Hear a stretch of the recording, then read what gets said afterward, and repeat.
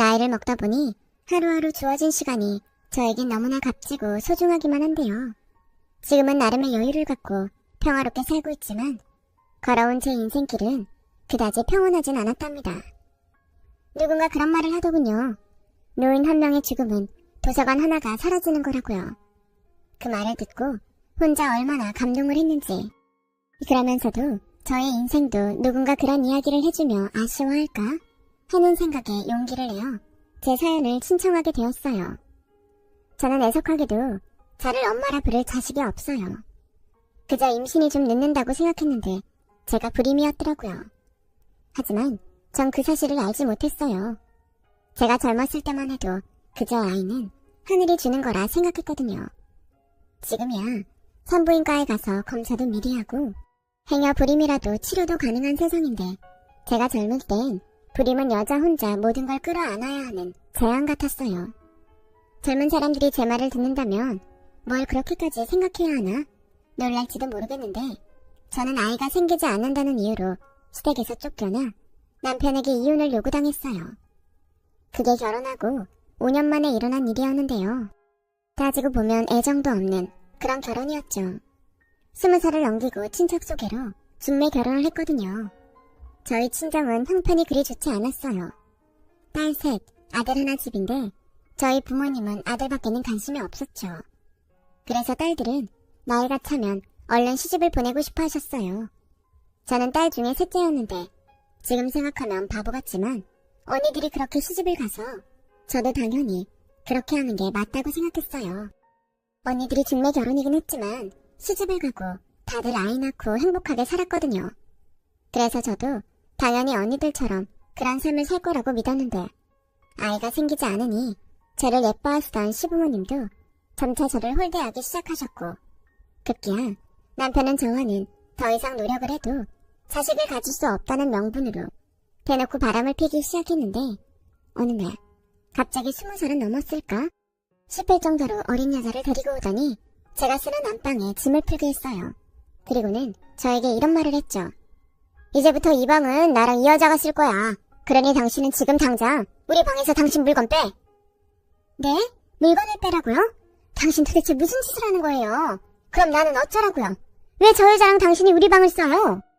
보면 몰라. 이제 당신은 나한테 아무것도 아니야. 오늘부턴 저 여자가 내 부인이라고. 아이도 못 걷는 주제. 설마 내가 당신을 평생 부인 대접해줄 줄 알았어? 여보. 어따 대고 여보야. 당신은 이제부터 우리 집 식모야. 싫으면 이혼하고 친정 가든가. 아니 어떻게 나한테 이럴 수 있어요? 그래도 내가 조강지차인데.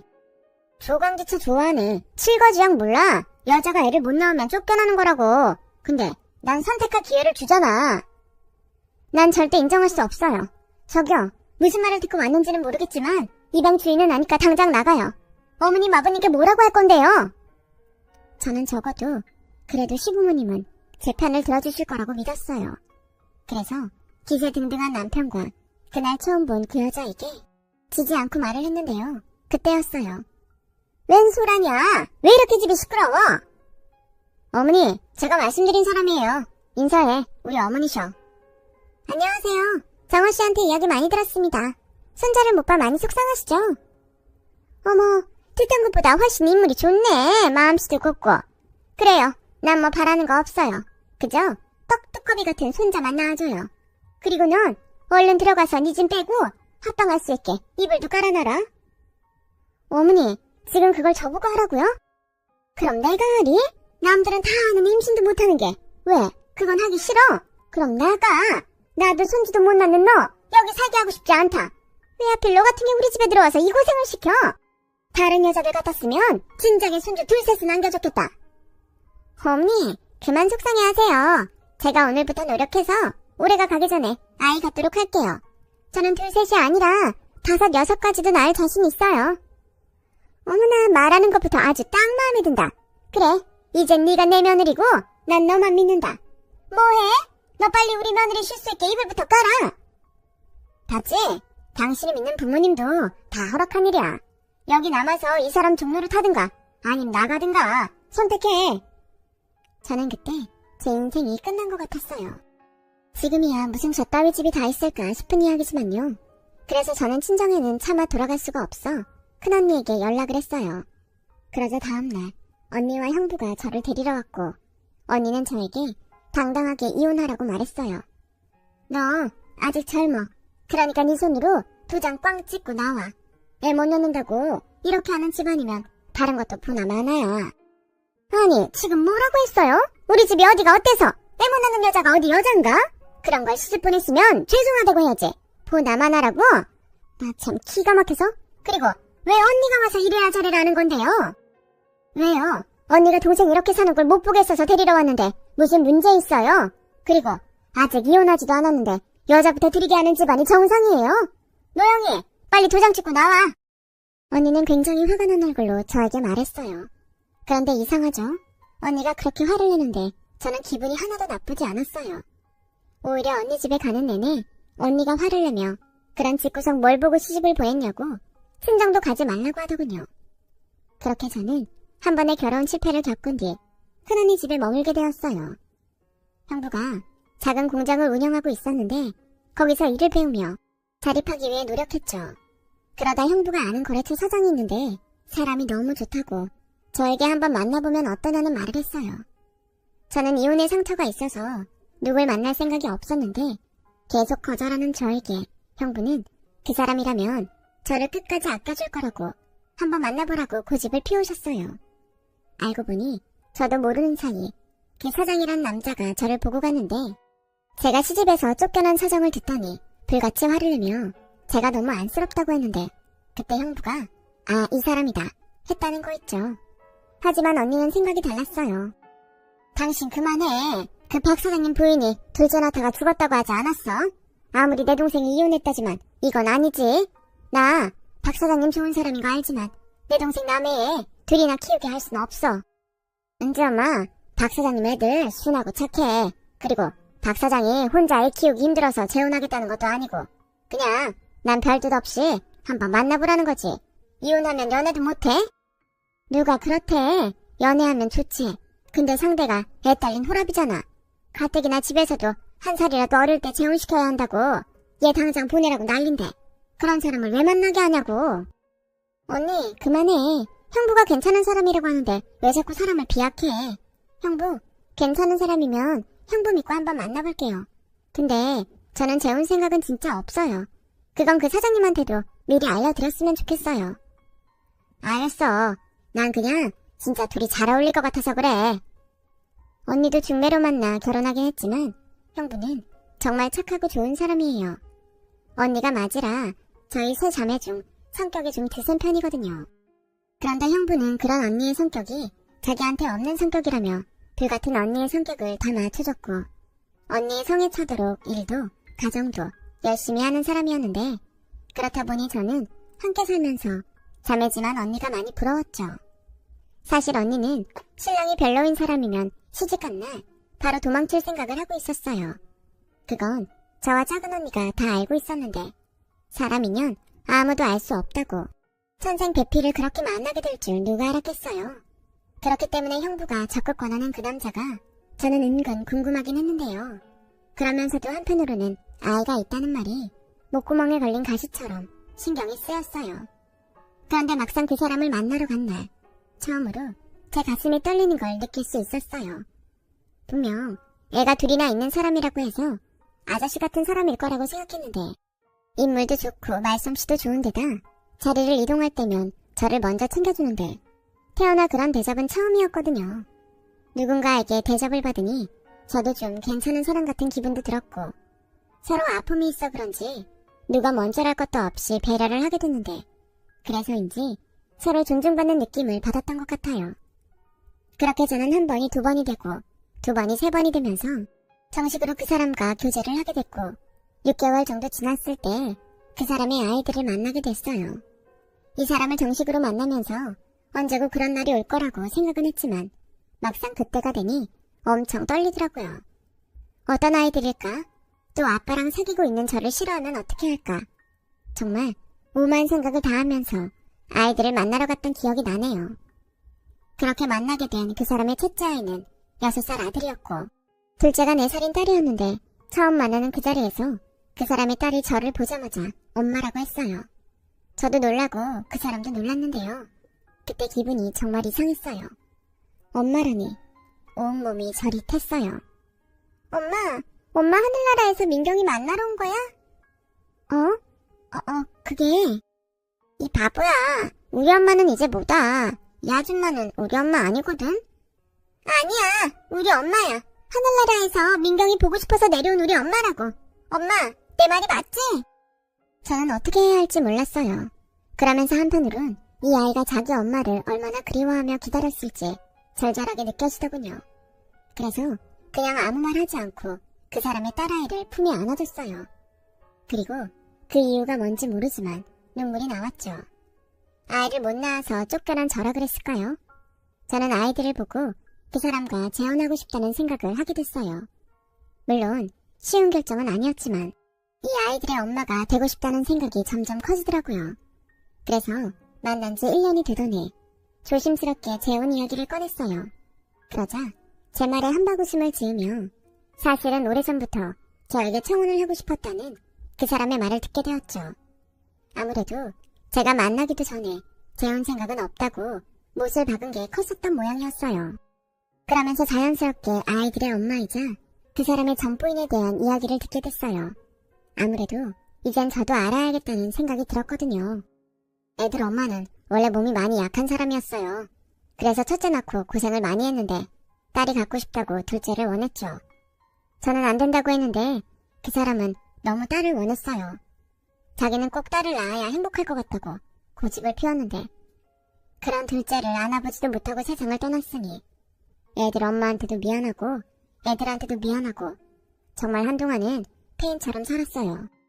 그 사이 애들은 저희 어머니가 돌봐주셨는데 그것도 불효같고 정신을 차려야겠다 싶었죠. 사실 영희씨한테 결혼하자는 말 너무 하고 싶은데 재혼 생각 없다는 말을 듣기도 했고 내 처지가 그런 말을 먼저 할 수 있는 처지가 아니라서 못했어요. 그런데 난 정말 영희씨 아니면 재혼 생각 없거든요. 집에서는 하루라도 빨리 재혼해서 애들 엄마 만들어주라고 했지만 난 영희씨 인생도 중요하다고 생각해요. 만약 여전히 나랑 재혼 생각이 있다면 내가 영희씨를 최선을 다해서 행복하게 해줄게요. 근데 제가 왜 이혼했는지는 알고 있죠? 사실 재혼 생각하게 되면서 불안해서 한의원을 가봤어요. 근데 저는 역시나 아이를 가질 수 있는 몸이 아니라고 하더군요. 이런 저라도 괜찮을까요? 그럼요. 내 입장에서 이런 말하는 건 맞는 건지 모르지만 나는 아이 욕심은 없어요. 그렇다고 영희씨가 우리 아이들을 위해 나랑 결혼하길 바라는 것도 아니고요. 그냥 우리 둘이 늦게 만난 인연이라고 생각하고 서로 보듬고 삽시다. 저희 어머니가 영희씨 불편해하면 아이들은 계속 맡아서 키우시겠다고 하세요. 네? 아니죠. 그건 안 될 말이에요. 저야말로 아이들한테 부족하지만 엄마가 되어주고 싶은걸요. 어머니한테 그건 절대 안 된다고 전해주세요. 사실 평생 엄마 소리 못 들을 거라고 생각했는데 얼마나 감사한지 몰라요. 물론 아이들이 저를 엄마로 받아줄지 모르겠지만요. 무슨 그런 소리. 저희 딸하는 소리 못 들었어요. 정말 고마워요. 나 정말 이렇게 행복해도 되는 건지 꿈 같아서 꼬집어 보는 거 알아요. 봐요. 여기 빨갛죠? 아니 왜 이렇게... 신기해서요. 그리고 너무 좋아서요. 우리 행복하게 잘 삽시다. 내가 진짜 노력 많이 할게요.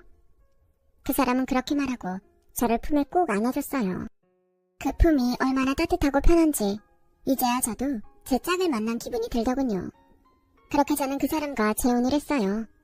저희 친정 부모님은 재혼한 남편이 능력도 있고 재산도 있어 흡족한 눈치였고 남편에게 아이들이 있어도 제가 아이를 낳지 못하는 처지라 그 정도면 감지덕지라고 하셨어요. 당연히 그런 말을 하는 부모님에게 기분이 좋을 리는 없었지만 이젠 시어머니가 되신 그 사람의 어머니가 저희 부모님에게 이렇게 말씀하셨죠. 마음씨 착한 따님을 부족한 제 아들에게 주셔서 대단히 고맙습니다. 고맙긴요. 저야말로 이렇게 부족한 것 없는 집에 골칫덩어리를 데려가 주셔서 감사할 따름인데요. 사돈께서는 욕심이 많으신가 봅니다. 저렇게 훌륭한 딸을 두고도 그런 소리를 하시다니 이젠 제가 엄이라는 마음으로 따님을 아끼도록 할게요. 원래 결혼하면 딸은 출가 외인이라고 하지 않습니까? 이젠 저희 식구라고 생각해도 되겠죠? 시어머니는 웃으면서 이야기했지만 어쩐지 저희 부모님 얼굴은 점점 굳으셨어요. 그리고 시어머님이 신혼여행을 마치고 돌아온 저에게 이렇게 말씀하셨어요. 내가 이 말은 꼭 해야 할 것 같아서. 아가, 결혼식 날 내가 사돈에게 출가회의 넣자고 한 건 다른 뜻은 없다. 그저 널 너무 홀대하는 것 같아서 이젠 내 식구라는 못을 박아두고 싶었어. 압니다. 그래서 그날 정말 감사했어요. 보셔서 아시겠지만 제가 저희 집에서 그렇게 좋은 대접을 받는 건 아니라서요. 근데 어머님이 그렇게 말씀해 주셔서 얼마나 든든했는지 모릅니다. 그렇다면 다행이구나. 난 우리 손주들도 있고 네가 너무 힘든 결정을 해준 것 같아. 미안하고 그저 고마워. 나도 딸이 없는데 내가 정말 너를 내 딸처럼 아끼고 위해주마. 내 아들이 속삭이면 주저하지 말고 나한테 일러. 난 네 편이니까.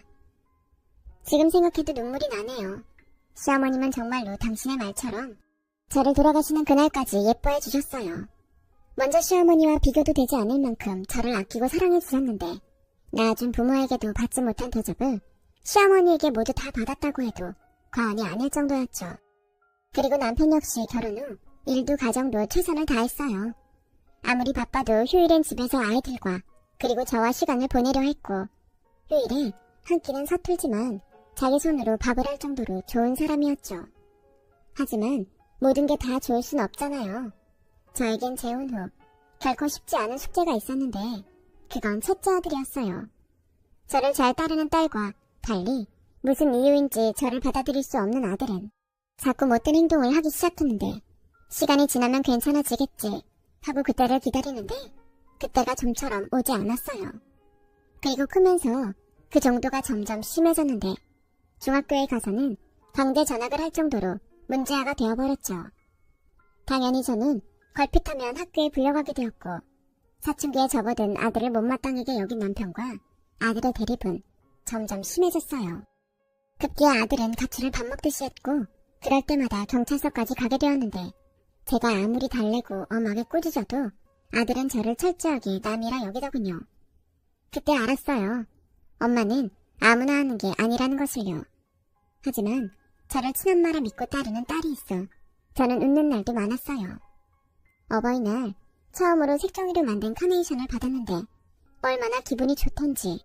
거긴 대충 만든 것 같긴 하지만 동생 성화에 따라 만든 아들의 카네이션도 있었는데 저는 시장 갈 때도 언니를 만나러 나갈 때도 그 색종이 카네이션을 양쪽 가슴에 달고 나갔어요. 나도 자식 있는 여자라고 걸음걸이도 얼마나 당당하게 걸었는지. 지금 생각해도 제가 너무 웃기네요. 하지만 그렇게 저를 잘 따르던 딸도 결국엔 제가 친모가 아니라는 사실에 조금씩 거리를 두려고 했어요. 아들처럼 대놓고 저를 무시하진 않았지만 점점 저를 피하는 느낌이 들었죠. 처음엔 사춘기라 그런 줄 알았는데 저는 점점 아이들에게 받은 상처로 얼굴에 그늘을 달고 살게 되었어요. 남편은 여전히 저에게 참 잘했지만 아이들이 그러면 그럴수록 자기가 더 잘해야겠다고 생각하는 것 같았죠. 그리고 종종 이런 말을 했는데요. 너무 애쓰지 마. 애들도 나중엔 다 알 거야. 당신이 얼마나 좋은 엄마였는지 지들도 뼈저리게 느끼고 후회하는 날 오지. 그때 당신 걔들 받아주지 마. 정말 그런 날이 올까? 난 우리 애들 한 번도 내 자식 아니라고 생각한 적 없어. 오히려 우리 애들 있어서 내가 얼마나 든든했는데. 나도 아들 딸이는 엄마라고 어깨도 펴고. 알아. 내가 제일 잘 알지. 그래서 얼마나 고마운데. 그래서 난 걔들이 미워 죽겠어. 그러지 말고 우리 애들 용돈 확 끊어버릴까? 당신은? 그럼 우리 애들 어쩌라고. 요즘 애들이 밖에서 돈 쓸 일이 얼마나 많은지 알아? 당신 그러기만 해. 알겠어. 가만 보면 나보다 어째 애들만 챙기는 것 같아서 나 서운해. 또 그런다. 당신이야말로 왜 점점 멀어지는 거야. 왜긴 당신한테 관심 받고 싶으니까 그렇지. 우리 다음 달 연휴에 여행 갈까? 당신 바다 좋아하잖아. 가서 회도 먹고 우리 좀 쉬고 옵시다. 그렇게 남편 때문에 행복하고 아이들 때문에 고된 시간을 참 열심히도 살았어요. 그러는 사이 언제나 든든했던 시어머니가 지병으로 돌아가셨고 한동안 힘들어하던 남편이 자리를 틀고 일어나 일에 매달리며 회사를 키워갔는데 그러는 사이 아이들은 학교를 마치고 성인이 되더니 모두 결혼을 하게 되었어요. 어느덧 저도 남편도 흰머리가 더 어울리는 환갑을 맞게 되었죠. 남편은 회사도 어느 정도 자리를 잡았으니 이젠 저를 위한 시간을 갖고 싶다며 조용한 곳에 예쁜 전원주택을 짓고 살자고 하더군요. 하루하루 집이 지어지는 걸 보며 얼마나 행복했는지 몰라요. 아이들도 언제 제 속을 썩였냐는 듯 결혼해서 잘 살고 있었고요. 이제야 남편과 평화로운 노년을 보낼 생각을 하니 세상에서 제가 가장 행복한 여자인 것 같더라고요. 하지만 너무 행복하면 하늘에서 그 꼴을 보지 못하는지 어느 날부터 남편의 컨디션이 급속도로 나빠지기 시작했어요. 남편은 내내 일만 하다 쉬려니 몸에서 이곳저곳 신호를 보내는 것 같다며 걱정할 것 없다고 했는데 결국 쓰러져 병원에 실려가게 되었어요. 그리고 병원에서 원인을 알기 위해 여러 가지 검사를 진행했는데 저는 끔찍한 이야기를 듣고 말았죠. 글쎄 남편이 위암이라고 하더군요.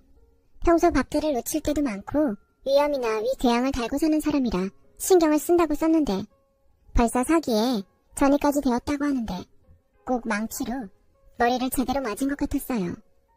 남편 역시 자신이 암에 걸렸다는 사실에 많이 놀란 눈치였어요. 그러면서도 놀란 제가 조금이라도 안심할 수 있도록 남편은 수술하면 다 낫는다면서 자기 친구도 위암 말기였는데 수술해서 완치되었다고 그렇게 너스레를 떠는데 저는 나오는 눈물을 주체하지 못했어요. 이렇게 좋은 사람이 왜 그런 병에 걸렸을까? 하늘이 원망스러웠고 차라리 제가 암이면 좋겠다는 생각을 했네요. 그러면서 남편은 괜찮다고 호들갑을 떠는데 저는 거의 매일 울면서 남편을 간호했어요. 언니와 형부는 이럴 때일수록 제가 힘을 내야 한다더군요. 남편 앞에서 울지 말라고 신신당부를 했는데 남편만 보면 눈물이 나오는 걸 어떻게 할 방도가 없더라고요. 그럴 때마다 남편은 수도꼭지 또 고장났다면서 저를 놀렸어요. 분명 자기가 더 아프고 힘들었을 텐데 지금 생각하면 남편에게 너무 미안합니다. 씩씩하고 강한 아내였다면 남편이 저에게 조금이라도 의지할 수 있었을 텐데 아무튼 남편의 소식을 들은 아이들도 많이 놀라 곧장 병원에 찾아왔어요. 그리고 딸이 울면서 지 아빠에게 달려가 어떻게 암에 걸릴 수 있냐더군요. 민경아 그만 울어. 아빠 아직 괜찮아. 아빠 아니 사귀게 될 때까지 어떻게 모를 수가 있어? 그러게 말이다. 그냥 똑같은 위염이나 궤양인 줄 알았지. 네 엄마가 이것저것 잘 챙겨주는데 아빠가 너무 방심했나봐. 아버지 암이라는 게 뭐 방심한다고 걸려요? 그러지 마시고 여기보다 더 큰 병원으로 옮겨요. 제가 알아볼게요. 아니다. 나 여기서 수술받고 네 엄마랑 집에 갈 거야. 집에 가신다고요? 지금 아버지 제정신이세요? 제정신이야. 병원 생활 시작하면 끝도 없다. 난 시간이 얼마가 주어지건 집에서 네 엄마랑 지내고 싶어. 내가 수술을 안 받겠다고 하는 것도 아니잖아. 내가 다 알아서 하마. 여보, 그러지 말고 건우 말 들읍시다. 난 당신만 살 수 있다면 병원 생활도 괜찮아. 이 사람이 집 다 지어놓고 왜 병원 생활을 해?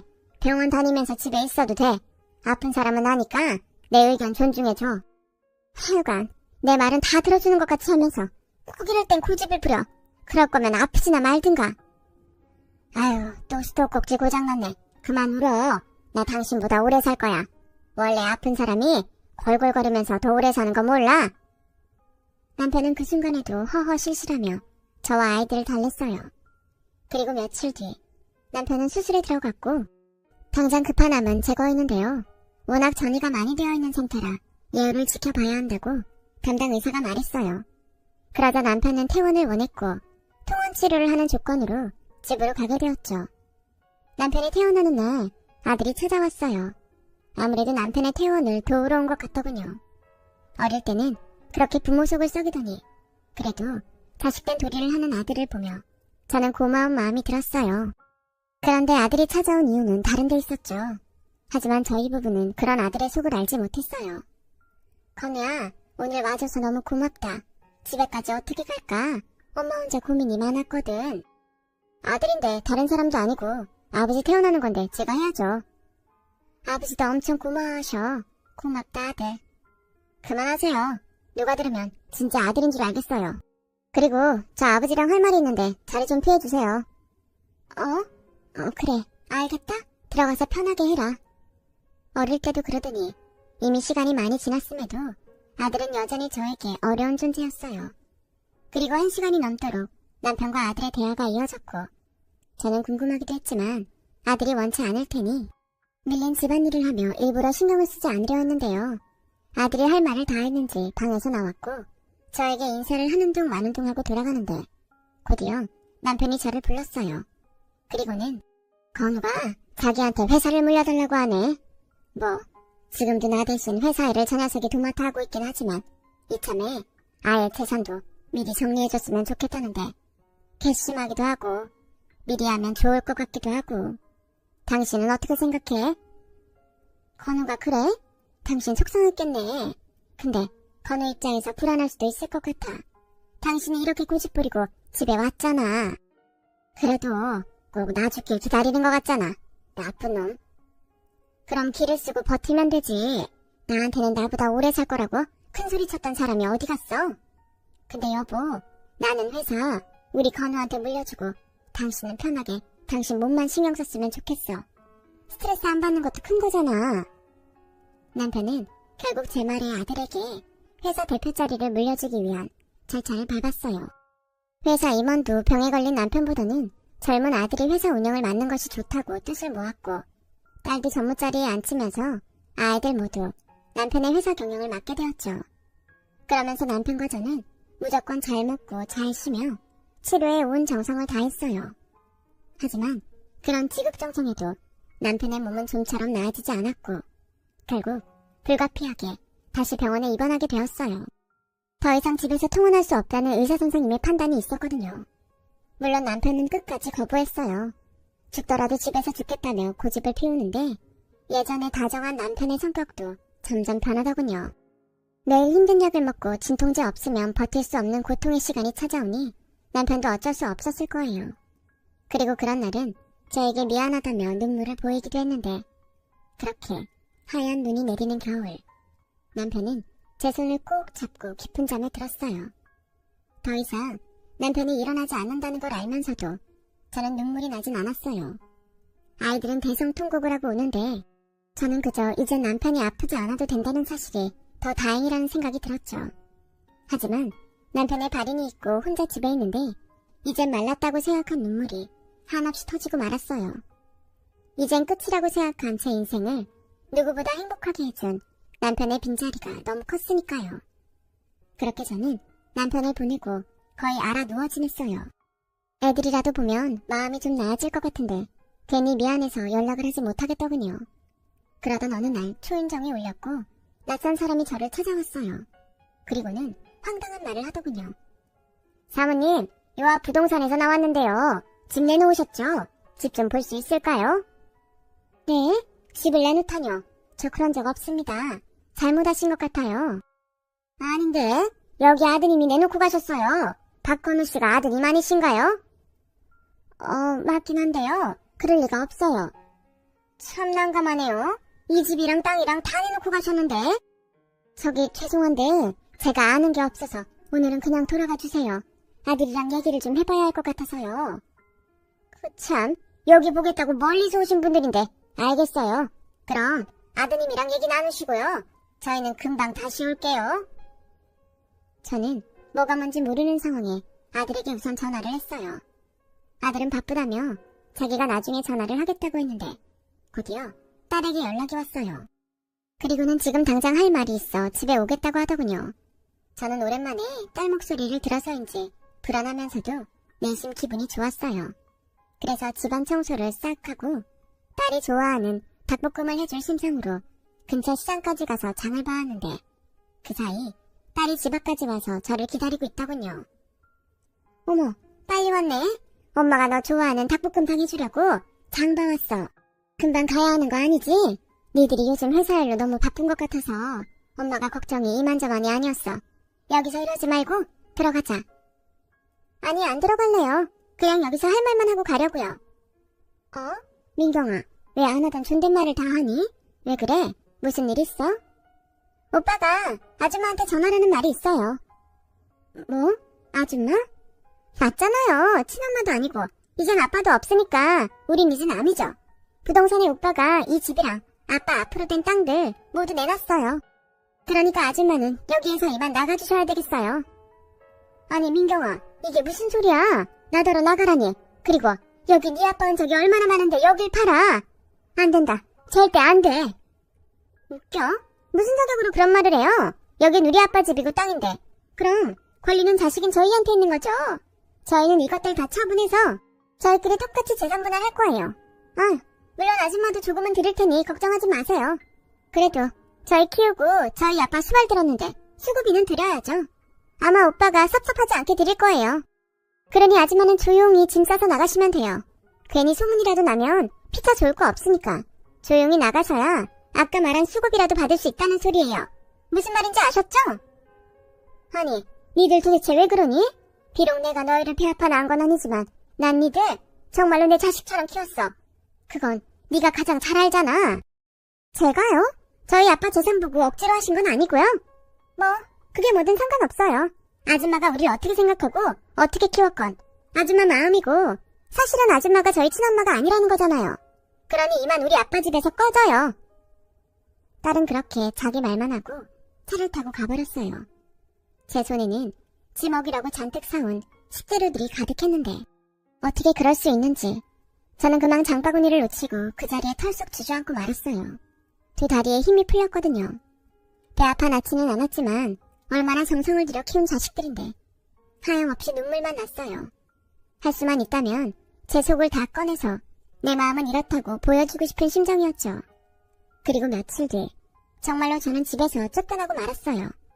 게다가 저는 남편에게 생활비를 받으며 살았기 때문에 제 앞으로는 남은 재산도 없어 그야말로 방 한 칸 얻을 돈이 없었는데 나이는 많고 돈은 없고 정말 비참하더군요. 저는 고민했어요.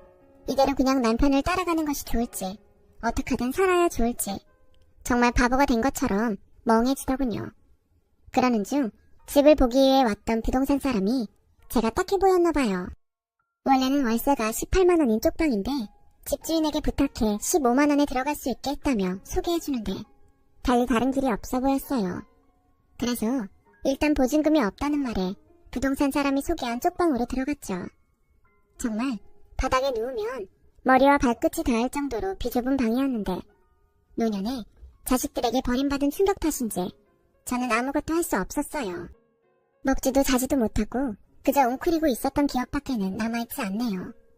앞으로 살 길도 막막했어요. 아니, 살 의욕이 없어졌다는 표현이 맞겠네요. 어쩌면 저는 그때 나는 이렇게 죽는구나 그렇게 생각했던 것 같아요. 그런데 아무도 저를 찾을 리가 없다고 생각한 그곳에서 누군가 저를 애타게 불렀고 그 목소리는 바로 저희 큰언니였어요. 영희야, 너 거기 있니? 영희야, 거기 있으면 대답 좀 해봐. 언니야. 저는 언니의 목소리에 마치 어린아이가 된 것처럼 바닥을 엉금엉금 기어가 밖으로 나갔어요. 그리고 정말 오랜만에 보는 검은 머리보단 흰머리가 더 많은 언니를 발견하곤 달려가 안겼죠. 언니, 정말 언니 맞아? 나 여기 있는 거 어떻게 알았어? 영희야, 아니 너는 그런 일이 있으면 언니한테 연락을 했어야지. 내가 너 없어진 줄 알고 얼마나 놀랐는지 알아? 서재, 도대체 어디 갔었어? 우리가 얼마나 찾았는지 알아? 형부, 이렇게 언니랑 형부 보니까 숨이 쉬워지는 것 같네요. 아유, 처제, 왜 여기 있어? 자, 이거 받아. 형부, 이게 뭐예요? 건우 아빠가 나한테 미리 맡겨놓은 거. 건우 그놈이 어릴 때부터 처제 속을 썩였잖아. 그래서 혹시나 했나봐. 저는 형부의 말에 의아했어요. 남편이 저에겐 아무 말도 하지 않았는데 편지를 굳이 저희 형부에게 맡겼다는 게 도통 이해가 가지 않더군요. 그래서 그 자리에서 바로 열어 덜덜 떨리는 손으로 편지를 확인했어요. 여보, 당신이 이 편지를 보는 날은 없었으면 좋겠네. 이건 정말 일어나지 않았으면 하고 남기는 편지라오. 나는 누구보다 당신이 우리 아이들을 위해 어떻게 살았는지 잘 알아. 그래서 늘 품었고 미안했어. 내가 말은 크면 다 알 거라고 했지만 사람 속을 누가 다 알겠는가. 아비 나도 모르지. 그래서 고민 끝에 만약에 일어날 최악의 일에 당신을 지킬 대비책을 마련해 놓았어. 지금 너무 많이 힘들지? 이 편지가 당신 손에 갔다는 건 내가 우려한 일이 벌어졌다는 걸 테니까. 여보, 이제 더는 그 아이들을 당신 자식이라고 생각하지 마. 당신만 생각하고 당신만 위해서 살아. 우리 어머니도 당신이 이젠 그 정도는 받아도 된다고 생각하실 거야. 그리고 행여 나한테 미안하다는 생각은 하지 말고 내가 더 많이 당신한테 받았으니까 난 늘 당신이 어디서든 행복했으면 좋겠어. 할 수만 있다면 평생 당신 옆에 있고 싶지만 우리 다음 생에는 조금 더 빨리 만납시다. 더는 울지 말고 환하게 웃으면서 살아. 당신은 웃는 게 가장 예뻐. 사랑해 여보. 저는 전혀 예상하지 못한 남편의 편지에 또다시 울고 말았어요. 이런 편지를 봤는데 도대체 울지 않을 아내가 어디 있나요? 그래서 저희 언니가 저를 꾹 안아주며 다독여 주었고 저는 곧 언니 손을 잡고 형부의 안내로 한 변호사를 만나게 되었어요.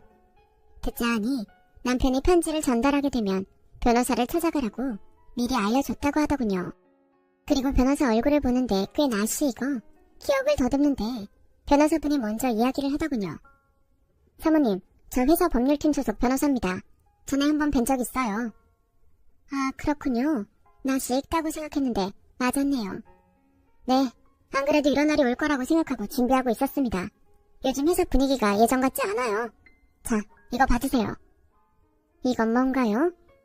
사장님께서 저한테 미리 남겨주신 회사 지분 주식입니다. 아드님께 대표직 주신 후로 사실 사장님이 임원분들 주식을 사들이셨어요. 그래서 지분 모두 합치면 최고 주주가 되십니다. 지금까지는 다른 분 이름으로 관리를 했는데 그래서 아드님은 현재 최고 주주가 누군지 몰라요.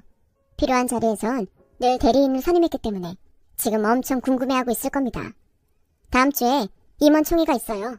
제가 그때까지 사모님이 대내외적으로 나서실 수 있도록 모든 절차 맞춰놓겠습니다. 은혜도 모르는 자식놈들 혼내주러 가셔야죠. 제가 돕겠습니다. 저는 꿈을 꾸고 있는 것 같았어요. 그리고 남편은 도대체 어디까지 내다본 사람인지. 이젠 내 옆에 없다고 생각했는데 남편은 이렇게 늘 저와 함께하려 했나 봅니다. 저는 새삼 제 남편이 너무 고마웠어요. 그리고 다음 주 임원 총회 날이 되었고 저는 변호사를 대동한 채 회사를 향했어요. 저를 본 딸은 놀라서 그 자리에서 경악을 했고 아들은 외부인이 여길 왜 오냐며 저를 당장 끄집어내라고 소리쳤는데 변호사가 저를 최고 주주로 소개하며 대표 해임 및 교체권을 행사했어요. 지금 뭐라는 겁니까? 권 변호사님, 왜 그러세요? 그 여자는 이제 저는 우리 집안이랑 상관없는 사람입니다. 갑자기 최고 주주라니 이게 말이 됩니까? 아버지 주식은 제가 다 갖고 있어요. 확인이 필요하시면 이 서류를 보시면 됩니다. 그리고 거듭 말씀드리지만 최고 주주는 노희영 사모님이십니다. 따라서 박건우 대표와 박민경 전무회의권을 지금부터 투표로 정할까 합니다. 이미 임원분들도 사전에 고지 받으셨죠? 말도 안 돼. 오빠가 최고 주주 아니었어? 아니야. 이건 뭔가 단단히 잘못됐어. 권 변호사, 너 지금 뭐 하는 거야? 지금 누굴 엿먹이려고 작당인데? 나 참 기가 막혀서. 우리 아버지가 자식은 나한테 이럴 리가 없잖아. 이게 말이 돼? 저 여자가 문제야. 저 여자가 또 뭔가 꾸민 거라고. 꾸미긴 뭘 꾸며? 내가 한 거라곤 니들 내 자식처럼 키운 것밖에 없어. 네가 그렇게 불효막심한 짓을 하니까 네 아버지가 여기까지 대비를 해놓으신 거지. 고맙다. 아주 고마워. 내 식구라고 키운 보람은 없지만 니들이 이렇게 나를 여기까지 오게 하는구나. 당장 나가거라. 니들은 자격 없어. 능력도 없으면서 욕심만 잔뜩 있는 니들이 네 아버지 회사를 어떻게 운영하겠니? 안 봐도 뻔하지. 니들 배만 불릴 생각이었잖아. 그래서 당신이 이제 해보겠다. 당신이 뭘 알아? 누가 내가 안 돼? 너보다 훨씬 훌륭한 전문 경영인 고용해서 앉힐 거야. 이 회사가 어떤 회사인데? 아마 니들 아버지도 그걸 바라실 거다. 그때였어요. 제가 잔뜩 독이 올라 말을 하니 딸이 먼저 뛰어나와 무릎을 꿇더니 바닥을 기며 저에게 빌면서 말했어요. 엄마, 잘못했어. 난 오빠가 시키는 대로 한 것뿐이야. 엄마도 알잖아. 내가 엄마를 얼마나 좋아했는데. 근데 오빠가 자꾸 엄마는 가짜 엄마라고, 우리 재산 다 뺏으려고 아빠랑 결혼한 거라고 자꾸 세뇌를 시키니까 나도 모르게 엄마한테 못되게 굴었어. 엄마, 나는 빼주면 안 돼? 나 생각보다 일 잘해. 박민경, 너 지금 뭐하냐? 너 지금 저 여자한테 구걸하는 거야? 오빠 너도 살고 싶으면 빌어. 따놓고 이거 다 오빠가 계획한 거잖아. 집 한 돈도 결국엔 나한테 주지도 않았으면서. 이씨, 너 진짜 이럴 거야? 이럴 때일수록 너랑 나랑 힘을 합쳐야지. 힘 같은 소리 하네. 내가 바본 줄 알아? 오빠, 아빠 눈 밖에 나서 엄마 미워하고 나도 엄마 미워하게 한 거잖아. 아빠 주기만 바라던 사람이 누군데? 죽으려면 혼자 죽어. 참 부끄럽더군요. 그래도 한때 자식이라고 키운 아이들인데 아이들이 돈 앞에서 저리 눈에 쌍심지를 켜고 싸우는 모습을 보니 이 모습을 남편이 보지 않아서 다행이라는 생각이 들었어요. 그리고 더는 사람들 눈에 그 아이들의 추태가 보이는 게 싫어 사람을 시켜 그들을 내쫓았고 딸은 울고 아들은 발악을 하며 그렇게 회의실 밖으로 쫓겨났어요. 아이들이 자신의 그릇을 몸소 증명했으니 회의 결과는 보나 마나였고요. 그렇게 저는 최고주주라는 자리를 지키며 회사에 까다로운 심사를 통한 전문 경영자를 고용했어요. 그리고 남편은 더는 아이들을 생각하지 말라고 했지만 그래도 키운 정이 뭔지, 아니 제 자식은 아니더라도 남편의 자식은 맞게 아이들이 원하면 제일 밑바닥부터 다시 시작할 수 있도록 조치를 해놨어요. 그러자 딸은 좀 해보겠다고 며칠 나온 것 같은데 일이 힘들고 돈이 되지 않는다며 일주일도 되지 않아 회사를 자기 발로 나갔고 아들은 제일 높은 곳에서 제일 낮은 곳으로 떨어진 위치가 용납이 되지 않는지 회사에는 발도 붙이지 않고 있어요. 그러거나 말거나 저는 기회를 줬고 그 기회를 잡을지 말지는 그 아이들의 몫이므로 저는 더는 신경 쓰지 않기로 했어요. 저도 이젠 늙었는지 상처받는 게 두려워 마음을 닫게 되더군요. 그 뒤 저는 웃돈을 주고 남편과 살던 집을 다시 샀어요. 남편과 많은 꿈을 꾸며 지은 집이기에 꼭 되찾고 싶었거든요. 집으로 다시 돌아간 날 처음으로 꿈에서 남편을 봤어요. 남편이 건강했던 그 모습 그대로 저를 보고 환하게 웃는데 저도 그날은 울지 않고 환하게 웃어줬어요. 제가 웃는 게 가장 예쁘다고 하던 남편이니까요. 그리고 저는 이제는 모든 것을 내려놓고 그저 하루하루 조용히 살아가고 있습니다. 곧 70을 바라보는 나이지만 건강이 허락하는 그날까지 남편을 생각하며 소중한 우리 집에서 여생을 조용히 보내고 싶은 마음입니다. 가끔 이런 꿈을 꾸기도 해요. 이미 제 손을 떠난 아이들이지만 그 아이들이 언제고 지난날을 반성하고 너무 늦지 않게 사람다운 구실을 하게 된다면 그때는 그래도 너무 늦지 않아 다행이라고 따뜻한 밥 한 끼 해먹일 수 있었으면 좋겠다고요. 저는 아직도 기억합니다. 딸아이가 저를 보며 처음 엄마라고 불러주던 그때와 싫다고 하면서도 학교에 늘 찾아가 자기 편을 들어줄 때 제 뒤에 꽁꽁 숨었던 아들의 모습을요. 아이들은 알까요?